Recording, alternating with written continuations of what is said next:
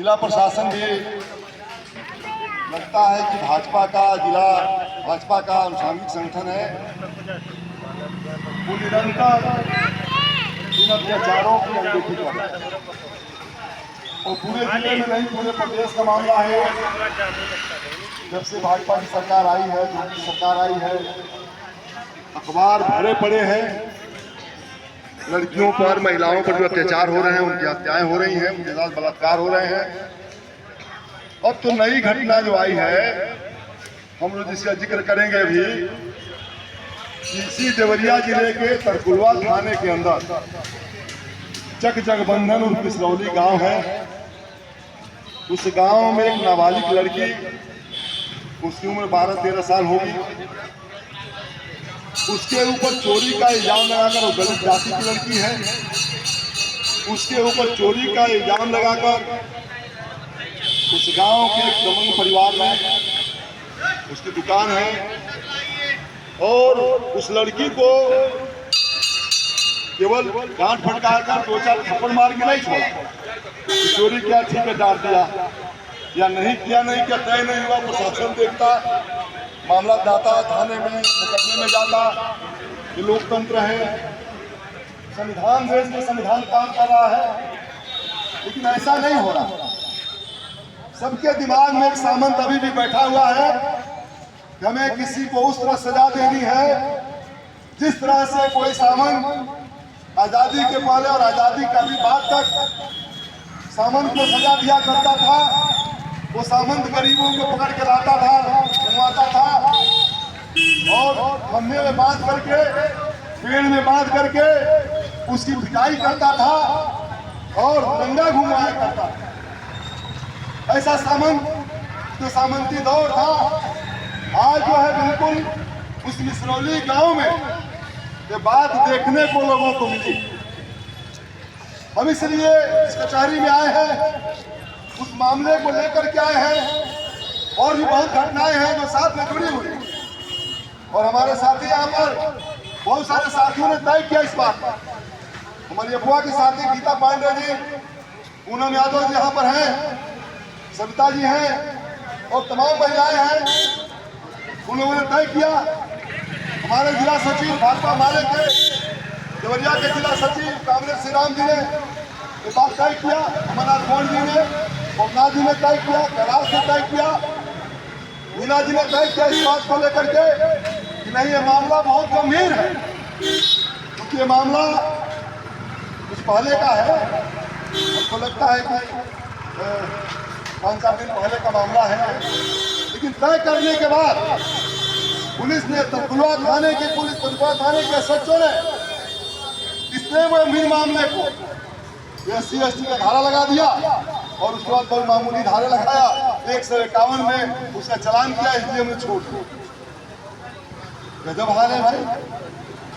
नाबालिग लड़की है, उसके साथ क्या क्या हुआ, प्रशासन को तहकीकात करनी चाहिए, मजिस्ट्रेटी जांच करानी चाहिए, क्योंकि मामला साधारण नहीं है। मारपीट का भी मामला नहीं, किसी को पीड़ित करने का भी मामला नहीं, किसी लड़की को पीड़ित करने का भी कोई मामला नहीं। ये मामला है कि एक दलित लड़की को पकड़ करके, उसका केस पकड़ के, झोटा पकड़ करके पूरे गांव में घुमाना, उसके बाद उसको पेड़ में बांध के मारना और उसके बाद उस लड़की को अपने चप्पल पर, जूते पर थुकवा करके और चटवाना, ये साधारण मामला नहीं है। ये मामला एक सामाजिक मामला है, ये कोई राजनीतिक मामला भी केवल नहीं है, ये सामाजिक मामला है। क्या हम उस दौर में जी रहे हैं? या कलेक्टर भी बैठे हुए हैं, SDM भी बैठे हुए हैं। मैं पूछना चाहता हूँ कलेक्टर से, उस आदमी को कैसे जमानत मिल गई? SDM ने कैसे छोड़ दिया उसको 151 में? SDM ने पुलिस से क्यों नहीं पूछा? इतने गंभीर मामले में तुमने 151 में चालान क्यों किया? क्या SC/ST के अलावा वो एक लड़की है, एक नाबालिग लड़की है, उसको मुकदमे नहीं बनते हैं? क्या SC/ST जांच की नहीं होती? 151 का मामला बन के छूट जाता, उसकी गिरफ्तारी नहीं होती? तो समझना होगा, वो SC/ST के अलावा एक लड़की है, एक महिला है, एक मनुष्य है। आज के तारीख में सामंती सिस्टम की तरह से दरोगा के नाक, कलेक्टर के नाक के नीचे कि जोगी गोरखपुर जोगी के नाम के नीचे अखबारों में भी खबरें छापी इस बात की, बहुत सारे वीडियो वायरल हुए, लोगों ने मुझसे कहा कि वीडियो वायरल हुआ है, अखबार में खबरें छपी है, लेकिन उसके बाद भी वो घूम करके गांव में धमकाता है, गरीब लोगों को धमकाता है। हमने तय किया नहीं, हमारी कमेटी ने तय किया नहीं, तय किया गया वो लड़की को नहीं, ये सामाजिक न्याय का सवाल है, ये सामाजिक सवाल है कि क्या आज के तारीख में बर्बर युग के तरह से एक लड़की को पकड़ के पीटा जाएगा, गांव में घुमाया जाएगा, थूक कर चटवाया जाएगा और प्रशासन मुक्त दर्शक रहेगा, न्याय व्यवस्था मुक्त दर्शक रहेगी, ये समाज मुक्त दर्शक रहेगा। तो सोचना पड़ेगा क्या अभी हम बर्बर युग में जीने को तैयार हैं?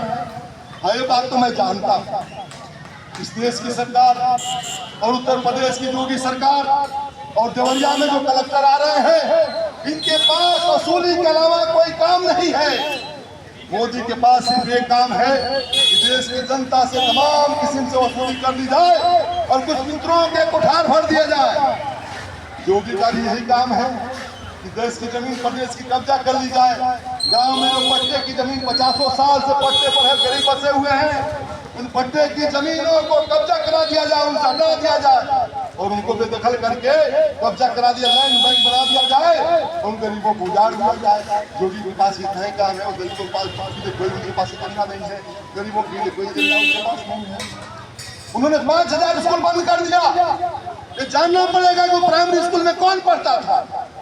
प्राइमरी स्कूल में गांव के गरीबों के बच्चे पढ़ा करते थे। आज इस देश में दलित हो, पिछड़ा हो या किसी भी जाति का वो गरीब आदमी है, उनका बच्चा जिस स्कूल में पढ़ता था, उनके बच्चे को पढ़ने का जगह बंद कर दिया गया, वो जगह खत्म कर दी गई। और इतना ही नहीं है, इस कलेक्टर की देखरेख में, एसडीएम की देखरेख में, एसपी की देखरेख में, सीओ की देखरेख में इस जिले में गांव चौराहे पर पहले सिर्फ देसी शराब बिका करती थी। आज के तारीख में सभी चौराहों पर कंपोजिट दुकान बना दी गई। उसमें अंग्रेजी भी बिकेगा, बियर बार भी चलेगा, बियर भी बिकेगा और देसी शराब भी बिकेगा। मैंने स्कूल बंद करना और शराब की दुकानें गांव-गांव तक खोलना, ये उत्तर प्रदेश के मठ की सरकार, जो मठ में बैठे हुई सरकार है, उस सरकार का काम है। क्या मठ की सरकार ऐसे ही होनी चाहिए? क्या हिंदू की वकालत करने वाले, सनातन धर्म की वकालत करने वालों की सरकार ऐसे ही होनी चाहिए? हम तो जानते हैं इस बात को, हमें तो मालूम है, इतिहास गवाह है कि देश के मठों में हमेशा से निश्चित रूप से गरीबों के खिलाफ साजिशें हुई है। वो मठ कभी भी वो मठ गरीबों और महिलाओं के हितैषी मठ नहीं रहा। और दुर्भाग्य की बात है, इस प्रदेश के लोगों ने, देवरिया के लोगों ने उस मठ के सपोर्ट में 6-7 एमएलए दे दिया, 7 एमएलए दे दिया। वो एमएलए समझते हैं कि भाई किसी पर अत्याचार हो रहा हो, उनका काम है मेरा वोट बनना चाहिए, उनका काम सिर्फ एक मेरा वोट बन जाना चाहिए। वो मान चुके हैं कि दलितों का वोट मेरा नहीं है, वो मान चुके हैं गरीबों का वोट मेरा नहीं है, वो मान गए पिछड़ों का वोट मेरा नहीं है, वो मानते हैं कि अल्पसंख्यकों का वोट मेरा नहीं है, उनको मानते हैं।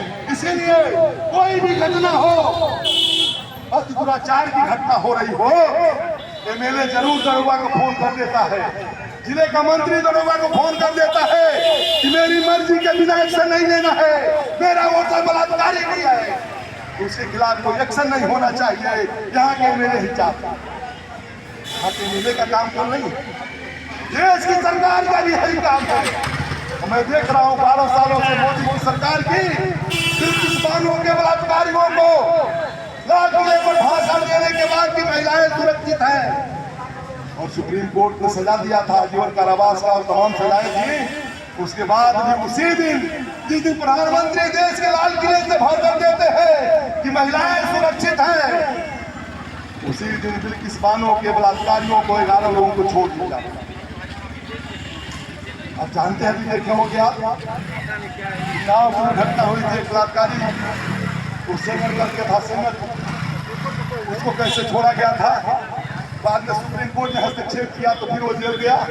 आप देखते हैं बलात्कारी राम रहीम को कैसे पैरोल मिलता है, और देश में तमाम लड़ने वाले साथी है जो आदिवासियों की लड़ाई लड़ते हैं, गरीबों की लड़ाई लड़ते हैं, मजदूरों की लड़ाई लड़ते हैं, किसानों की लड़ाई लड़ते हैं, वो जेलों में बंद है, उनको जमानत नहीं मिलती, उनको पैरोल नहीं मिलता, 7-7 साल से जेल में बंद है, 10 साल से जेल में बंद है, उनको जमानत नहीं मिलती, बलात्कारियों को जमानत मिल जाती है। समझना, लेकिन मैं मानता हूँ सरकार बलात्कारियों के साथ है, एमएलए बलात्कारियों के साथ है, एमएलए अत्याचारियों के साथ है। यहाँ का एमएलए, रामपुर का एमएलए अगर जो उस बर्बरदू के तरह से लड़कियों को घुमाने वाले के साथ खड़ा है, जिले का मंत्री अगर जो उसके साथ खड़ा है, लेकिन लाइन ऑर्डर तो कलेक्टर को देखना होगा। कलेक्टर की नियुक्ति जो सरकार की बात मानने के लिए हुई नहीं है, कलेक्टर की शपथ खाया है कलेक्टर ने, वो शपथ जो खाया है वो देश की संविधान की रक्षा की शपथ खाया है। इस देश में न्याय व्यवस्था ठीक रहेगी, कानून व्यवस्था ठीक रहेगी, तो कलेक्टर और एसडीएम की जिम्मेदारी बनती है और उनकी जिम्मेदारी थोपेंगे। और मैं इस कचहरी में कहना चाहता हूँ, हम लोग समझौते नहीं करते। कलेक्टर साहब सोचते होंगे 10 दिन मामला खत्म हो जाएगा, वो गरीब दलित जाति के लोग कैसे लड़ेंगे, नहीं लड़ सकते हैं। मंत्री सोचता होगा नहीं लड़ सकते हैं, एमएलए सोचता होगा नहीं लड़ सकते हैं। मैं कह रहा हूं कि जब तक उस लड़की को नहीं, उस समाज को न्याय नहीं मिलेगा, जब तक उस समाज को न्याय नहीं मिलेगा, जंग जारी रहेगी। हम लोग इस निर्णय के साथ इस कलेक्ट्रेट में बैठे आए हैं, आज ज्ञापन देंगे, उनको कलेक्टर को बताएंगे कि आप एक्शन कब लेते हैं। सीओ को जांच मिली है, SC/ST की जांच करेगा, सीओ क्या जांच करेगा, भाई SC/ST की कौन जांच होगी। और नाबालिग बच्ची है, पोस्ट का मुकदमा उसके ऊपर लगना चाहिए था, पोक्सो का मुकदमा उसके ऊपर लगा नहीं, मामूली धारा हम लगने लग गए। वो लड़की है, दलित जाति की लड़की है, ठीक बात है, लेकिन दलित जाति की लड़की नहीं होती और SC/ST नहीं होता तो क्या उसके खिलाफ कार्रवाई नहीं होनी चाहिए थी। समझना चाहिए ना कि अगर एक लड़की है, उसके साथ ऐसा अत्याचार गांव में घुमाया गया, अत्याचार किया गया है, धूप के चटवाया गया है, ऐसी घटना हुई है, कार्रवाई होनी चाहिए। दरोगा जानता है, हमारी नेता गीता पांडे जी ने कलेक्टर जी उनसे बात किया, दरोगा से बात किया। दरोगा ने कहा जितना कानून बनता है, न्याय का आदेश है, न्यायालय का आदेश है, उतना कार्रवाई तो कर दी गई। मतलब कि गांव में घुमाने का, बाल पकड़ कर गांव में घुमाने का, पेड़ में बांधने का, नाबालिग लड़की को पेड़ में बांधने का और जूते पर थूक के चटवाने का दंड इतना ही है कि 151 में चला कर SDM से जमानत करवा दिया। इतना ही बस का देश का कानून कहता है क्या? देश की न्याय व्यवस्था इतना ही कहती है क्या? इस देश में जो महिला आयोग है, इस देश में मानवाधिकार आयोग है, इस देश में तमाम आयोग बने हुए हैं, उन आयोगों ने संज्ञान में नहीं लिया इस बात का। ये समझना आखिर कारण क्या है? इसलिए कि जितने आयोग हैं, मानवाधिकार आयोग में chief justice of India retire बैठता है। आजकल चीफ जस्टिस ज्यादा देख रहे हैं, भारत का चीफ जस्टिस देश के लॉ मिनिस्टर के साथ 81 या 85 जजेज जो सुप्रीम कोर्ट के, हाई कोर्ट के जजेज इंग्लैंड में जा करके जनता के पैसे से वो बैडमिंटन खेल रहे हैं। लगता है 15 दिन हो गया। जनता के पैसे से लॉ मिनिस्टर के नेतृत्व में जिस देश का चीफ जस्टिस, उसकी पूरी जमात ब्रिटेन में जा करके रंगरलियां मना रहे हो, वहां पर बैडमिंटन खेल रहे हो, मौज कर रहे हो, क्या उस जो न्यायपालिका से आप उम्मीद करेंगे जो न्याय देंगे गरीब की लड़की को? न्याय देंगे? नहीं देंगे, वो नहीं न्याय दे सकते। इसलिए लड़ाई लंबी है, हम पूरे जनता को जगाएंगे, इलाके की जनता को जगाएंगे। हम बर्बर युग में जाने को तैयार नहीं है, हम आदि युग में जाने को तैयार नहीं है, हम मध्य युग में जाने को तैयार नहीं है, और हम 1947 के पहले भी जाने को तैयार नहीं है, और न हम मनुस्मृति से इस देश को चलाने के पक्ष में है। हम चाहते हैं कि हमारा संविधान व्यवस्था देखे, वो संविधान में सारी व्यवस्थाएं हैं। तो कलेक्टर साहब से कहना चाहता हूँ, आपकी कलेक्टरी कितनी दिन रहेगी यहाँ पर आप जाने, क्योंकि सरकार की व्यवस्था है। लेकिन कम से कम जितना दिन रहे जिले में, यह आपकी जिम्मेदारी बनती है कि जिले में किसी महिलाओं के साथ, किसी लड़की के साथ ऐसा अत्याचार नहीं होना चाहिए और इस लड़की को न्याय मिलना चाहिए। और न्याय का मतलब है कि समाज को न्याय मिलना चाहिए जिस समाज के साथ अत्याचार हुआ। जिम्मेदार उस गांव के लोग भी हैं, बिसरौली गांव के लोग भी जिम्मेदार हैं इस बात के, चाहे वो किसी जाति धर्म के हो। एक नाबालिग लड़की को उस गांव में से घुमाते देख करके भी उन लोगों ने हस्तक्षेप नहीं किया। मेरा पड़ोसी गांव है, हमारे समर्थक लोग हैं, लेकिन मुझे शर्म आती इस बात से। एक गरीब, निहायत गरीब, वो मंद बुद्धि की भी बच्ची चोरी का इल्जाम लगाकर एक आदमी पूरे गांव में छोटा घुमा रहा है। घंटों इस तांडव गांव के अंदर चल रहा है। उस गांव की जो है मानवता नहीं जगी, लाठी लेकर दौड़ा करके उस लड़के को ठीक किया जाए। तुम ऐसा क्यों कर रहे हो?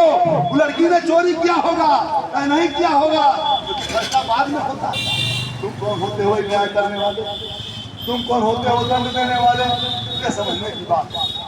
जो गांव को मैं जिम्मेदार मानता हूँ, उसमें सौली गांव तो जिम्मेदार है इस बात के लिए कि समाज को बर्बादी में ले जाने के लिए जिम्मेदार है। और मैं पूछना चाहता हूँ, आप लोग आजकल हिंदू बहुत जगह हुआ। जब पाकिस्तान की बात आएगी हिंदू खड़ा हो जाएगा, मियाँ की बात आएगी हिंदू खड़ा हो जाएगा। मैं पूछना चाहता हूँ इस इलाके के लोगों से, किसी समाज के लोगों से, वो हिंदू समाज के लोगों से पूछना चाहता हूँ कि हिंदू होने पर गर्व है। इस इलाके में बलात्कारी पाकिस्तान से आता है क्या? वो कौन बलात्कारी इस इलाके के अंदर है? आप ही के समाज का है ना बलात्कारी? किस समाज से बलात्कारी आता है? कहां से आता है? हमारी बेटी 5 बजे से पहले घर में आ जाए, माँ बाप के सीने पर हाथ रहता है कि पता नहीं कब क्या हो जाए। माँ बाप के सीने पर हाथ रहता है कब न क्या हो जाए। उसको किससे डर है? तो सबसे पहले इस समाज में किसी लड़की को डर है तो हमसे आपसे डर है, हमसे आपसे डर, हम हिंदुओं से डर, हम सनातनियों से डर, ये मठों में बैठे लोगों से डर है। राम मंदिर का चंदा चोरी हो गया, पाकिस्तान ने चोरी कर लिया क्या? राम मंदिर का चंदा पाकिस्तान ने चोरी किया क्या? आखिर ट्रंप आकर उठा ले गए, आखिर ब्रिटेन ने चोरी कर लिया, आखिर महमूद गजनी उठा ले गया। कई दिनों से पोस्ट चल रहा है कि महमूद गजनी ने सोमनाथ मंदिर लो। राम मंदिर का चंदा कौन गजनी आया था भाई? 200 करोड़ का चंदा, 200 करोड़ का। अरे 36,000 करोड़ का मंदिर बना, चंदा दुनिया भर का आ रहा है। वो चंदा कहाँ जा रहा है? गाँव में कहावत, गाँव में कहा तो कहीं गाँव में मुहावरा चलता है, सब लोग जानते हैं इस बात को, लोग भी जानते हैं और जानकार लोग। जवन छिनरा हुए डोली के संग, जवन छिनरा हुए डोली के संग। अब सुने नहीं सुने मुहावरा? कितने मुहावरा सुने हैं? याद लाइए आप लोग, कितने मुहावरा सुने हैं कि जवन छिनरा हुए डोली के संग? सुने आप लोग ना? हाथ उठाने में भी डर लग रहा है, लगता कलेक्टर साहब से डरते हैं आप लोग। अरे भाई मतलब है जामों के चमोटिया कुकुर अखबार, वो मुहावरा गाँव में है। मंदिर का जो ट्रस्ट बना हुआ है उसमें एक चंपत राय है, चंपत राय मुजफ्फरनगर के बंसल है, वो महामंत्री उस ट्रस्ट। चंपत राय, चंपत मैंने जानते क्या होता है? लेके भाग जाने वाला चंपत राय, जो लेकर भाग जाता है उसको चंपत कहते हैं। वो चंपत राय एक कौन जानते कौन है? एक है नृपेंद्र मिश्रा, वो देवरिया के कसरी गांव के रहने वाले, और वो IAS है। आपको मालूम है कि जब मुलायम सिंह की सरकार हुआ करती थी तो नृपेंद्र मिश्रा उत्तर प्रदेश के गृह सचिव हुआ करते थे, और राम मंदिर के सेवकों पर गोली चलाने का काम वो नृपेंद्र मिश्रा ने किया था, जो गृह सचिव। उसके बाद वो ट्राई के चेयरमैन हो गए, जिसमें 2G घोटाले का आरोप लगा। ट्राई 2G की नीलामी करती, ट्राई जो है कमीशन होता है, एक आयोग होता है जो नीलामी करता है पूंजी का, चाहे कोल ब्लॉक का। ये नीलामी जितनी होती है देश के अंदर सरकारी संपत्ति की, उसकी नीलामी होती है। वो ट्राई के चेयरमैन थे और वो विवेकानंद ट्रस्ट के मेंबर। भाजपा कितने करीब, आरएसएस कितने करीब थे कि मोदी की सरकार बनते ही जो कानून था देश के अंदर, जो ट्राई का चेयरमैन रहेगा उनको 3 साल तक देश के किसी सरकारी महत्वपूर्ण पदों पर नहीं जगह नहीं दी जाएगी। क्योंकि मोदी जी ने पहले कैबिनेट में प्रस्ताव पास किया, अध्यादेश लाए, अध्यादेश को पास कराया और उनको भारत का प्रधान सचिव बनाया। भारत सरकार का प्रधान सचिव उनको बनाया। उसके बाद कानून बनाया पार्लियामेंट के अंदर जब ऐसा नहीं चलेगा। और उसके बाद क्या किया, जब उनका कार्यकाल पूरा हो गया और इधर मंदिर बन गया, तब उन्होंने क्या किया कि उस मंदिर के ट्रस्ट का उनको अध्यक्ष बना दिया। जो पूंजी घोटाले का मालिक हो, इंचार्ज हो, जो सेवकों पर गोली चलवाया हो, तो जो है उसको उस मंदिर का अध्यक्ष बना दिया, उस ट्रस्ट का अध्यक्ष बनाया। कितने अच्छे अच्छे लोग उसमें हैं, उसमें कोई दलित नहीं है, उसमें कोई पिछड़ा नहीं है, उसमें कोई ठाकुर भी नहीं है, मुझे लगता कोई राय भी नहीं होगा उसमें। वही लोग हैं जो विवेकानंद ट्रस्ट के लोग हैं। भाई मंदिर का चंदा राम उन्हीं का। राम को किसने लाया था भाई बताइए तो? राम को किसने लाया था? राम को मोदी जी ने लाया था। अभी तक हम सुना करते थे, हमारे साहित्यों में, ग्रंथों में कहा गया है कि राम सबके मालिक हैं, राम सबको धरती पर आए हैं। और हम देखें कि राम को मोदी जी लाए। राम का मंदिर मोदी जी लाए थे, राम का मंदिर मोदी जी बनवाए थे। उस राम के मंदिर का जो ट्रस्ट का अध्यक्ष भूपेंद्र मिश्रा है और चंपत राय है, भाई उन्हीं के कैसे कहा था हमारा सुना लोग केकर खेत केकर का अठाले भैंसिया भरभर पेट, केकर खेत केकर का अठाले भैंसिया भरभर पेट। तो मंदिर उन्हीं का, राम उन्हीं के, चंदा उन्हीं का। ये बेमतलबे को जांच हो रहा है, ये कचवा तो बेमतलबे का हो रहा है। जो सब उन्हीं का है तो भाई सब आज का है तो ले जाइए। कहाँ जनता पूछ रही कहा लेके जा रहे हैं? ये समझना होगा कि देश में संपत्ति की लूट के लिए मोदी जी आए हैं, देश प्रदेश में जमीन की लूट के लिए योगी जी आए हुए हैं, और उसके बाद प्रदेश में बलात्कार हो, डकैती हो, लूट हो, हत्या हो। आजकल मैं देख रहा हूँ, कभी कभी अखबार देखता हूँ, टाइम नहीं मिलता है तो अखबार देख रहा हूँ कभी कभी, तो अखबार बलात्कार से, हत्या से, महिलाओं के लूट से, व्यवसायियों को गोली मारकर लूट ली गई, पंप की लूट से, इन तमाम लूटों से अखबार भरा। और उसके साथ सबसे बड़ा मामला है नौजवान आत्महत्या कर रहे हैं, किसान आत्महत्या कर रहे हैं, छात्र आत्महत्या कर रहे हैं, महिलाओं